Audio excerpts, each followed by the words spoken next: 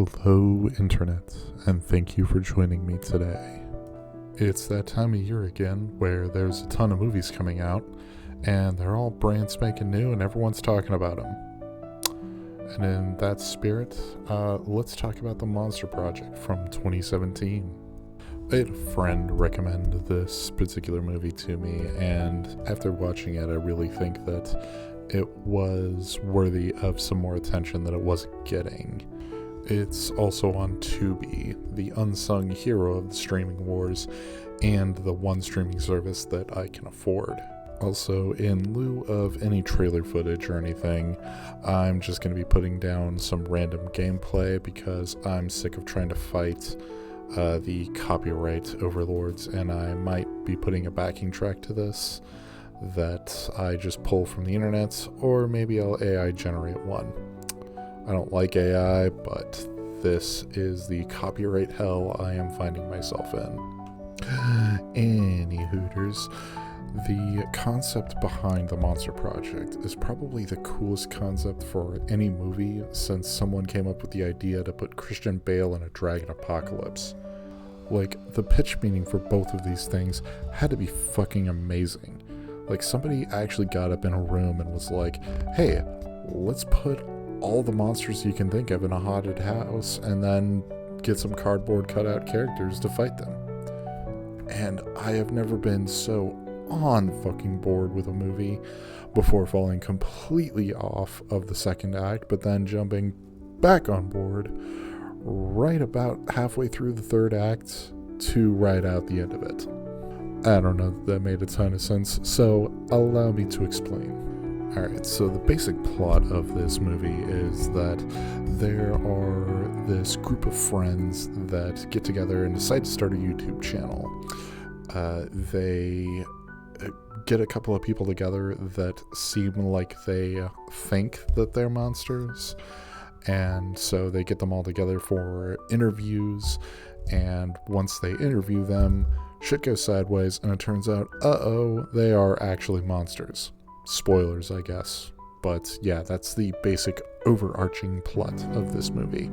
Alright, normally I get to the good things first so that I can be a snarky bitch for the rest of the video, but I'm flipping that script on its head this time. So I want to get the gripes for this before I actually praise this movie, because I'm going to 100% recommend it. Alright, first gripe, real quick, get this out of the way. The obvious. If you Google this thing, you'll immediately see what I'm talking about here, but the technical aspects of this found footage movie are very lacking. However, I doubt that the entire budget for this movie would cover my cocaine addiction for a long weekend. There's some really shoddy CG that's used at the end, and I'm sure again that that's a budget constraint. And also, most of the acting it's not good, but most of these are people that you've never heard of, except for Justin Bruning. He's particularly awful, and it's kind of surprising because if you look at that dude's IMDb, we should be getting much better performances out of people that have this kind of pedigree. And that's not to say that, he's been in, amazing things, but just seems to be a little lacking. He definitely phoned this one in because they were probably paying him in ham sandwiches. And even those were in installments.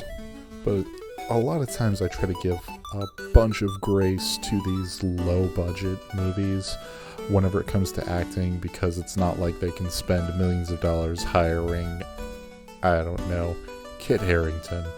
But even then, I think that they got the better deal here because I think the performances are on par. And the second problem that I really have with this film is with some of the pacing. They made a very good first and a decent second act, setting up some big fireworks show in the third act, but then we reintroduce all the monsters before the third act, and that takes like 15 extra minutes, and that feels like forever and all too brief at the same time. I'll bring this point back up in a minute, but the third thing that I want to gripe about is that there's just a few times they kind of break this found footage formula. They get some shots that they shouldn't be able to get. The audio's a little too good for what should be happening realistically in the scene, and that always takes me out of these found footage movies. It might not be something that bugs you in particular, but it does bug me. So that is kind of more of a personal gripe, but I brought it up and now I'm dropping it. Alright, now on to the good stuff of this movie. I actually love the story that they build up here in the first and second act. The 30,000 foot view is, again, it's a group of 4 aspiring filmmakers trying to make a new YouTube channel about people that believe they are monsters. We've got a sexy vampire lady, a native dude that thinks he's a skinwalker, and some Asian lady that sees ghosts or monsters at night.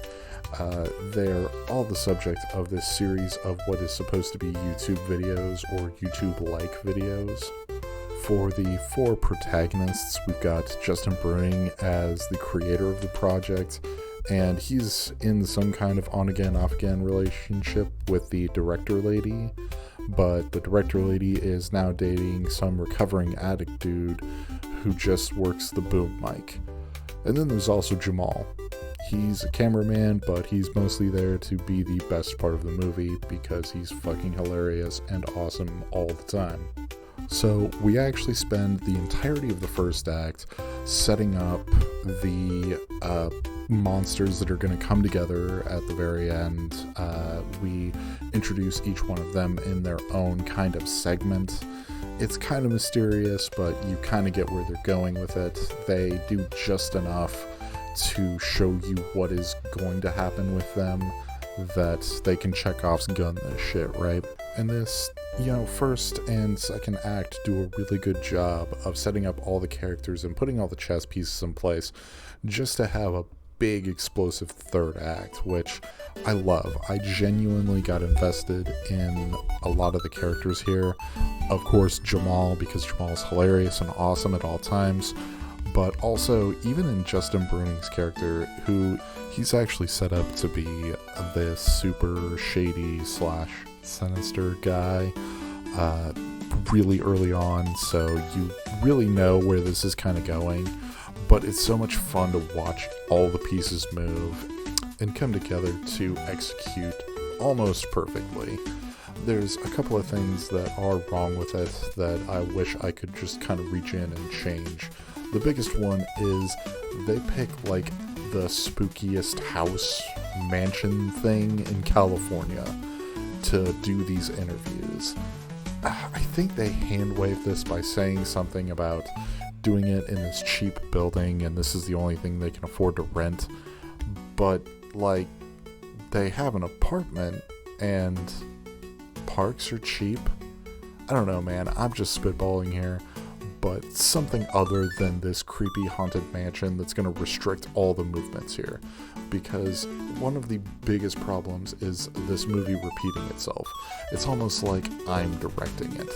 There's actually a moment in the beginning of the third act where a person that has left the house, they are out of danger now, they have to contrive a reason for them to turn around and go back into the house so that they can go get killed. I'm not spoiling that much of it, but it's really frustrating to watch stuff like that, which I told you I was going to come back to this, so I'm going to come back to this now. It's kind of weird that I'm going to sit here and say that as soon as everyone flips the monster switch, I was more out of this movie than at any other point. So like, we have all this build up throughout the first and second act, only to have like an act 2B, and then all of a sudden we have to review everything we've watched up until this point, and it just completely kills the pacing and it kills all the tension that was built up prior to it. There's a lot of emphasis placed on this vampire chick, and she basically doesn't matter beyond that 5-minute segment, right? Like, they take 15 minutes to reintroduce all of these characters and review all of the character backstory and just kind of wallow and repeat things that we've already heard. But man, that 15 minutes feels like 2 hours. It's awful. And then everyone just goes full monster, you know? It's like they're trying to get me back on board, but it's too late. One thing that I was kind of surprised at, though, is this almost works. Like, it almost is enough to bring me back on board with this movie. Like, it's super predictable that the creator guy, Justin Bruning, he is gonna turn on everyone. And when he does that, it also introduces, like, this demon thing, and he's supposedly, like, this Satanist that is sacrificing all these people to this dark god or whatever. I don't remember it because I was kind of out of the movie when this happened, and subsequent viewings have not cleared this up. But yeah, I was kind of back on board for the last, like, 5 minutes of it. It was kind of interesting. I wanted to know more, but we were out of time, which is kind of frustrating. But here is really what I wanted to take away from this movie, is that an interesting premise and a passionate group of people like we have with this movie is so much more fun to watch and rip on, and I'm definitely going to be watching this movie again just based on the amount of talent displayed with the directing. I think in a lot of the micro-budget movies, we tend to overstate how important the director is, and we give that director all the credit.